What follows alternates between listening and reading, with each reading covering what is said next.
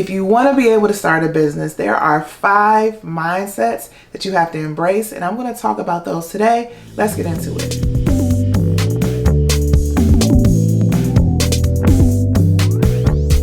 Hey y'all, this is Tiffany. I started Boss on a Budget to teach people how to launch and raise money for their startup nonprofits. And in this video, I'm sharing about business in general. So this can apply to business owners or nonprofit founders, but it's just helpful insight on what it really takes to start and launch a business. And I want to talk today about 5 mindset shifts that I had to make for myself in order to get my mind right to be able to launch a business.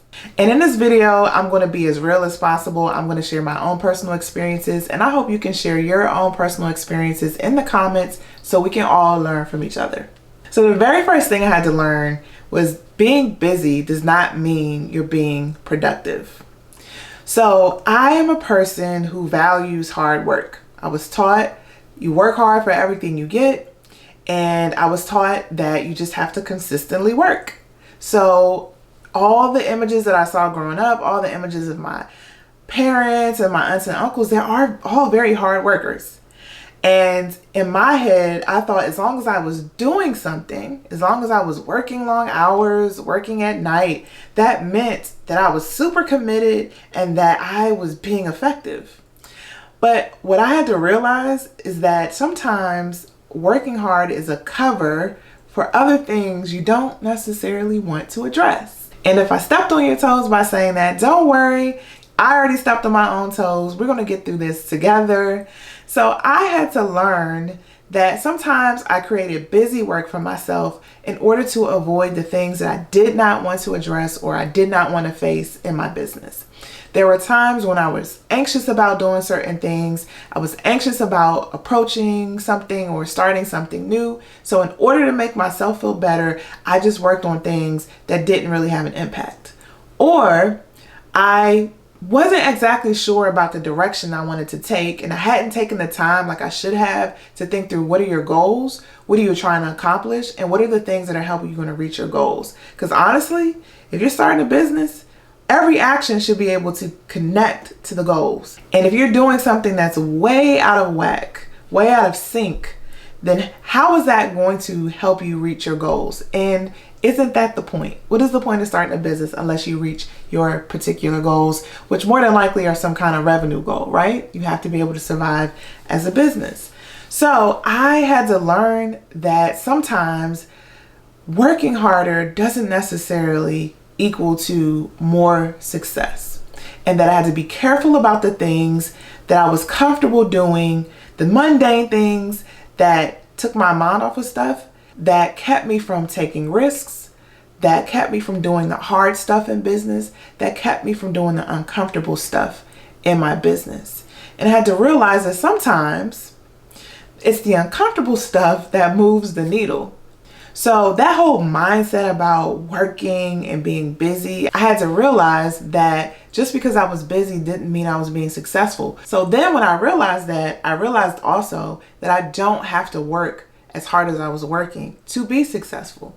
There are things that if I put efforts in and I went deep on those things and I invested in those things, that they would pay off for me. So I didn't have to work as hard. There were certain shifts that I had to make, and I'm still making, to be able to lessen my workload but still be able to enjoy the life that I want for myself. So if you're launching a business or you're in the middle of that startup phase, I want you to examine the things that you're doing to avoid the other things. And I want you to think about, is all the work you're doing, if you're constantly exhausted, is all the work you're doing actually getting to your bottom line? Is it actually helping you reach your goal? The second mindset shift that I've had to make, and I'm still in the process of making, is understanding that no one, and I mean no one, is going to work like me, as hard as me, or go as hard for my business. Now, some people may disagree with me, but this has just been my experience. And I just think this is because this is sort of my nature. I have traits where I like to plan and I like things to go a certain way, and I'm very methodical and I have a system set up for things. And I also expect people to be as conscientious or be as careful as I am when I'm doing something. And this also relates to just my experience being a researcher and collecting data and analyzing data. I'm very meticulous when it comes at looking at certain things, and I take time to look at things. So I thought, or I had the expectation for others that they should have the same approach, that they should be as meticulous as me, that they should cross every T and dot every I in every way that I do. And I've had to realize that people aren't going to do that. And if I got so caught up in what people weren't doing, I was going to be miserable. So this one is a hard pill to swallow, but I think it's important to talk about that. I don't think anybody could ever go as hard for me in my business, but should I expect them to? Should I expect them to be me? Right? I can train and I can make sure that people are fired up about the mission, right? And I can make sure that they have what they need to be able to do the work in the way they see fit, but I got to give them the freedom to do it the way they do it. And there are people who are just never going to be me.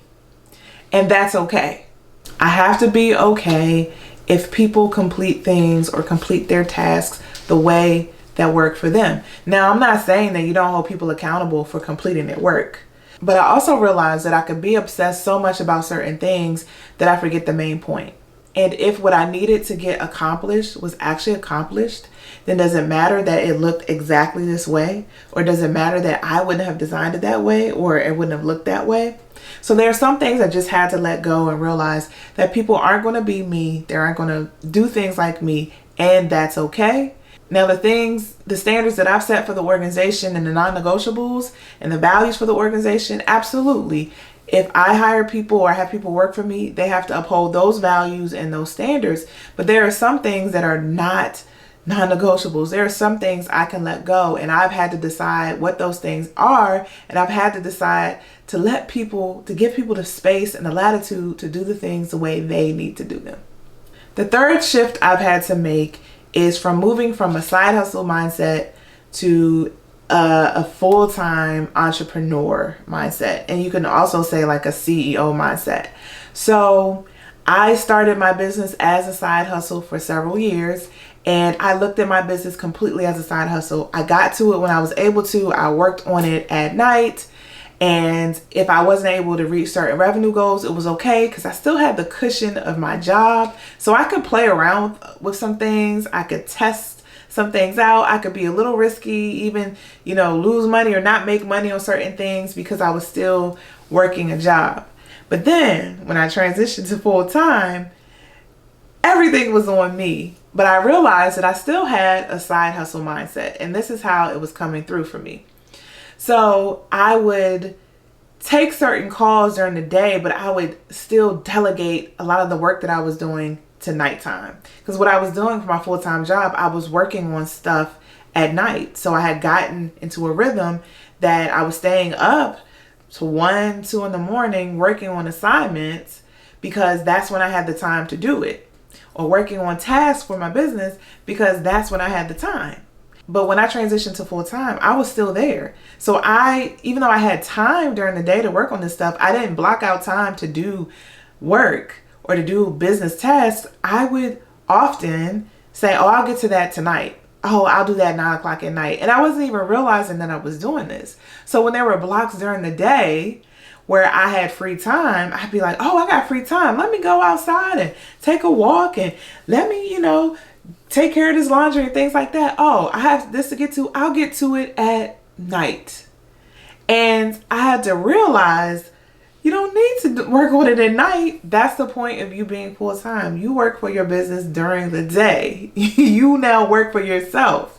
So you have to kind of move and shift towards working during the day. So I'm using that as a practical example just to say that I was still thinking that this was kind of a side thing, that it wasn't a priority. I wasn't prioritizing important business tasks. So I hadn't even thought about, okay, well, what are your revenue goals for the year? And how do you want to grow? And how do you want to stretch? And what are the things you want to do to develop yourself and to develop your business? What are the things you want to pursue for yourself to make sure your business has what it takes? I was still thinking of the business as a little stepchild, even though I was fully transitioned into doing it all day, every day. And so I had to check myself, and I consistently have to check myself and say, this is not a side hustle. This is your main thing. And you have to prioritize the work. You have to prioritize your administrative tasks. You have to prioritize seeking out new business. You have to prioritize client relationships because it's all you, baby. So that was an important shift that you want to be mindful of if you're starting out as a side hustle to being full-time, that you kind of watch and assess what are the things that you're doing that are still kind of the side hustle realm that you need to let go of and transition when it's time for you to go full-time. The next two I think have been some of the toughest for me to embrace, but I want to be honest about the fact that it's needed. So for number 4, I would say an important shift is understanding that the success of the people that I'm leading is on me. So I know at times people may struggle with hiring. They may struggle with getting the right people in place, being able to train them and onboard them, and then getting them to a place to have the right output for what you want for your organization. And I know the frustration can come from you're not seeing the results that you want, or the people are not behaving in the way that you expected them to, or not providing what you want or what you thought that they would have for you as a result of them working in this position. But one thing I've had to realize, and I've known this because I've worked in several government organizations in initiating reforms and making change, is that the success of anybody that you're leading or managing starts with you. So if someone that you're managing is not producing the way you think they should be, the first step is not to blame or go to them and say, why aren't you enough? The first step that I've had to embrace is actually looking at what have I done to prepare that person, to set the right expectations and make sure those expectations are clear. And what have I not done to make sure that that person has everything that they need? So I often look to myself first and say, have I provided the opportunity? Have I provided the environment?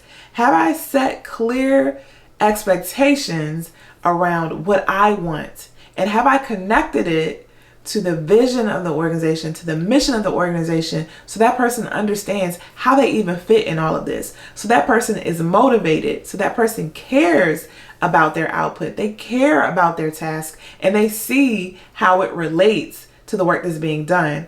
And one of the most important things I've learned over the years is that people are way more invested in working when they are connected to the mission behind what they're doing, when they're connected to the why, when they can understand and when they can see that what they're doing is actually helping something or helping someone else, then they're way more productive. So I've learned that it's important to bring people that you're working with into your processes. Help them see client successes. Help them see how they contributed to that so they can feel like they're a part of the organization just as much as you are if you're the founder or the person who launched the business. So it's really important for you to examine your leadership when it comes to the people you manage, whether it be your contractors or your employees, if you feel like you're not getting the output that you want. And this last one is kind of controversial, but I'll say it anyway. I had to remove my personal feelings from my business. So I know a lot of people are going to be like, but it's your business, it's your idea. You put your blood, sweat, tears, and money into it. You sacrifice time with your family. It is personal. And I would agree, yes, it is personal. And I talk about with nonprofits that because you don't own a nonprofit, you got to kind of divorce yourself a little bit from the organization because you can't make all the decisions. But on the business side, you can very much own a business, but I still would say that you have to divorce some of your personal feelings from it. And this is why I would say that. Sometimes you're so caught up in a perspective or you're so lost in an idea, and you don't often take the time to step back and assess whether or not it's the right idea for your organization and where that's coming from. And sometimes we hold on to ideas that aren't good for us. Sometimes we hold on to them because they feel comfortable or they're safe, but not because they're the best for the business. And I realized that the best way to combat that is to have other people help you plan, is to listen to other people, is to be around people who are trying new things, who push you, who challenge you to look at things differently. And I've had to have a more open mindset about how to approach my business. And I've had some ideas that I've been like, this is my thing. you don't know like I know what it's been like. You not the one in the trenches, so how can you tell me that what I'm doing is not right? Or how can you tell me that the approach that I think is right is not? I know this business, and it's really hard to not think that way. It's really hard to take yourself out of it and say, you know what, even though I feel like that's right, that doesn't mean that someone else can't have a perspective that's going to completely transform my business. So I've had to take a step back several times and check my ego when it comes to running a business to make sure that I'm making decisions for the betterment of the business, which in turn will be better for me because I've been clear about how I want the business to enrich my life. So when the business is thriving, it is going to help me thrive in my personal life. So how can I ensure that the business has what it needs to do that? And a lot of times you got to take your personal feelings out of it, and you just got to be open and not be so sensitive about rebuke or be so sensitive about criticism or suggestions. And again, that has been a difficult transition to make, because when it's you doing all the work and you get to certain levels of success, you're like, I got myself here, right? So I don't need to lean on nobody else because it was me who got myself here. But actually, the more you begin to open yourself up, the more you begin to lean on people, the more you put yourself around people who can push you and challenge you, as I said before, the more successful you'll actually be. So thank you so much for watching this video. I hope it was helpful. If you are thinking about starting a nonprofit, don't forget to visit my website at bossonabudget.com, because I do have resources for starting a nonprofit. And if you just want coaching from me to help launch your business or a nonprofit, you can see more information in the description box below. Thank you so much for watching, and I'll see you in the next video.